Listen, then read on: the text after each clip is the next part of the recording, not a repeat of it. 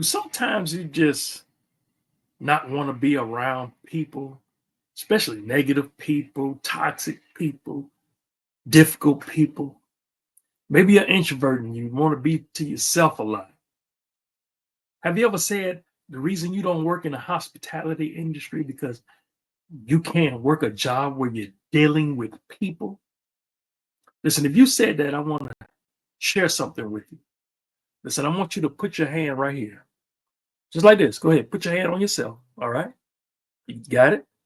So besides you, the whole world is filled with other people. So you might as well learn how to deal with them. Walk with me. Listen, I'm Billy Miller, the motivational minister. And the reason they call me the motivational minister is because I help people to improve their lives by teaching them life skills from the Bible. And today I'm going to be teaching you how to deal with people, negative people, toxic people, how to deal with people in a world that's filled with them. And listen, it's not going to take me that long to show you this either. I'm going to share one story and one scripture. So listen, a lot of you have been doing the 30-day life challenge, and we're on day 6. And if you read that devotion already, you saw in there where I shared a story about a waitress that was a negative waitress. And dealing with this waitress, God showed me the principle that I just showed you. Listen, you're going to be in a world that's filled with people. Because I was wondering why this waitress is even working at this waitress job. Why is she working in hospitality with this negative attitude? Well, it don't matter what she's working, because guess what? Wherever she gets a job is going to be it's going to be other people. So she might as well learn how to deal with it. And listen, I want to share a story with you just to expound. So that's what these videos are. For those of you who are doing the 30-day life challenge, each day you're reading a devotion. So a lot of you read today's devotion, day number 6. And these videos are just to expound on the thought. Okay. So this is not to replace doing a devotion, because all the meat is in there. This is just to expound. So listen, I want to share a story pertaining to this same waitress that you read about in day 6. So this waitress, right? She was not a good waitress. She she was horrible, and she had an attitude. She was real negative, and she would act like the customers are interrupting her. So, say for example, if a customer says, "Excuse me, can I get some ketchup?" She'd huff and puff, doing all of that stuff, right? And so bad customer service. So giving the people a bad experience. I was a manager in a restaurant during this time. So just to give you a little backdrop on the scene. So I was a manager. She was a waitress, and this one particular day, uh, it was a man came in there. We call him Henry, and his wife Tammy, right? And they were sitting down, and they had this waitress that I'm talking about. And so as they were eating, he asked for something, and she walked off with the attitude. Okay, murmuring stuff, right? And this time she picked the wrong one. You poke the bear too many times, right? Sooner or later, you're gonna mess around and get bit. So this particular man followed her and was going off on her. He was fussing back at her. And so I was in the back, and I saw her coming through crying, and I saw him coming behind her, like in the work area. And his eyebrows was just looking all mad, and he was, going off. So I diffused the situation, and I went out there because I already know what it is. I already know what experience he had. Of course, I'm not justifying how he responded, but I understand why he responded that way. So this is what I did. I got the customer, I apologized, and I became that customer's server for that day. I comped the meal, right? I had to make this right. I apologized. I talked to him, got to know him, paid for their meal, trying to recover the situation. And of course, I talked to the waitress later, but this is a situation that I had to fix. So as I served the customers, talked to them, he told me that they'd be back.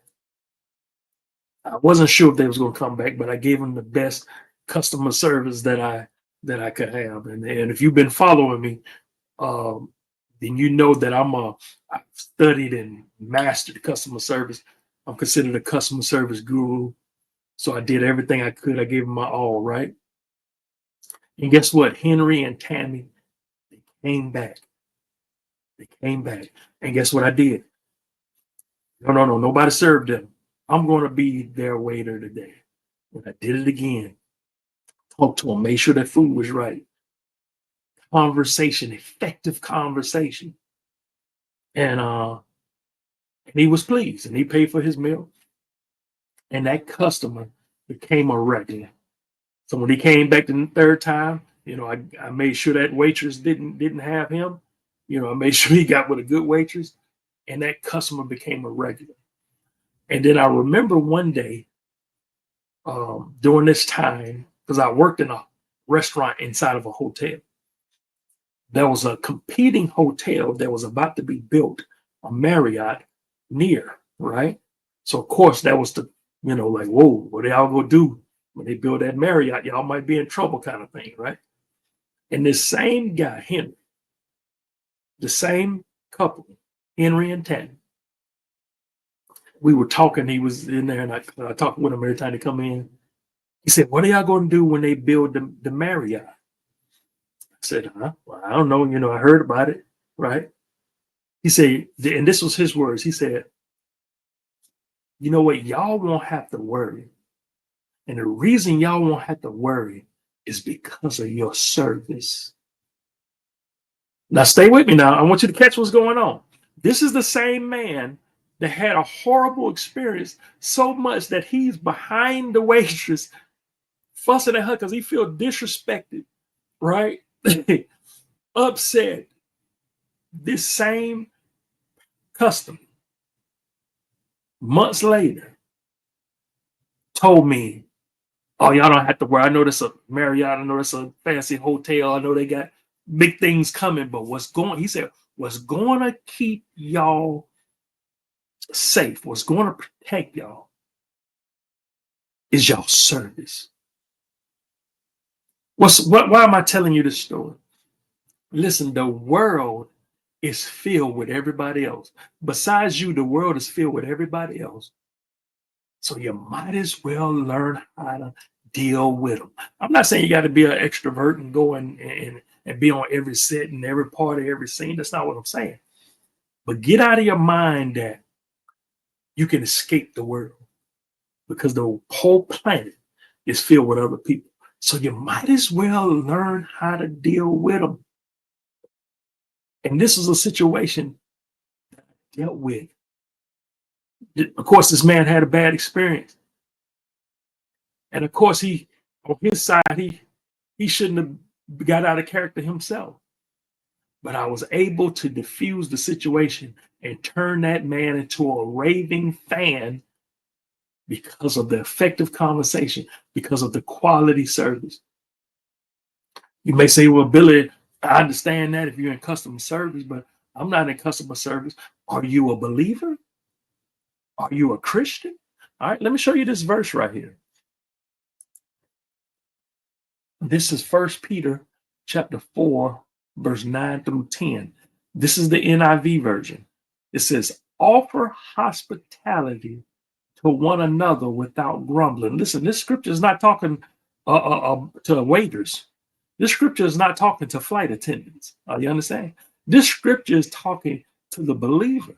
And he's saying, you're a believer, you're a Christian, right? He said you need to offer hospitality to one another without grumbling, without complaining. Each of you should use whatever gift you have received to serve others. What is your gift? What is your assignment? What has God called you to do? What is it that you're good at? He says, use that gift that you receive from God to serve others as faithful stewards of God's grace in its various form. Oh man, listen, You need to learn how to communicate. As a matter of fact, I have a teaching, I'll put it up here, about how that I did on how to communicate. You most definitely want to check out that teaching. I'll put it in the description of this video too. And also, is if you had phone ringing. Also, if you haven't taken did the 30-day life challenge, if you're not part of it, it's not too late to join. Go ahead and join it. I put all of the information in the description of this video.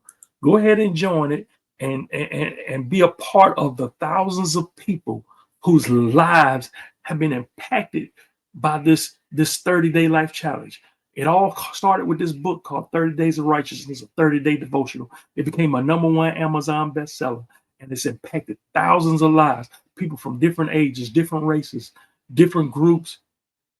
Listen, let it impact you. You can take this 30-day challenge any month out of the year and have these videos to help. Listen, I want you to take part of it. Like I said, look in the description of this video and get involved. It's going to impact you. You're going to love it. Listen, also, like I mentioned, check out this video about communication, and also look at the other playlists on the other part of these devotions. Listen, I love y'all. Y'all take care. Y'all stay up. Y'all stay blessed. And always remember that the word is your life.